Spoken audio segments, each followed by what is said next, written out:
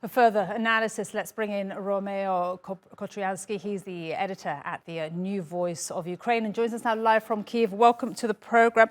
Tell us, how has the revolt by the Wagner group impacted Ukraine? How is it being seen and felt by people there?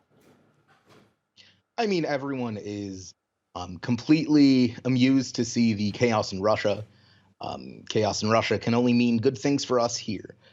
Though I do have to preface that by saying that Russia still has its troops on our soil, and it has still mined the largest power plant in Europe, the largest nuclear power plant in Europe. So until that changes, things are still going according to plan with the counteroffensive. And with the counteroffensive, though, do you think it would have been, it has given Ukraine more of an advantage now? Of course, it's difficult to say because the Ukrainian armed forces are very strict on operational security. However, we have seen a lot of advances made in the past couple of days ever since the revolt, alongside rumors that Moscow has pulled troops off the front line in order to reinforce Moscow itself. And additionally, there have been reports that a number of Wagner-affiliated forces have fled the front lines and have fled their positions, according to Ukrainian military intelligence spokespeople. And that impact of those Wagner fighters fleeing, and also that they're called by the Russian Defense Ministry announcing that the group will be disbanding its operations in Ukraine, does that create a void in Ukraine? Does that benefit the counteroffensive in Ukraine? Oh, of course, less Wagner fighters will mean an easier time.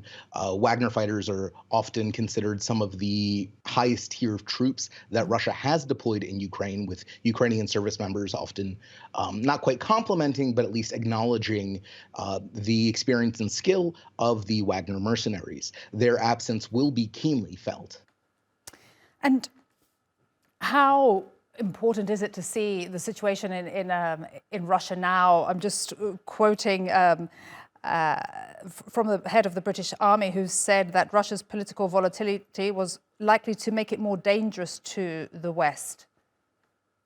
That is very true. Like I said, the mining of the Zaporizhzhia nuclear power plant is an enormous risk factor. And instability in Moscow may push the Putin regime to take rather drastic decisions that they otherwise may not. All right, we will leave it there then. Thank you so much for that. That was Romeo. Just pull up your surname. It was taken off the screen. Kokriatski, thank you very much indeed. Editor at the New Voice of Ukraine, joining us from Kyiv. Thank you.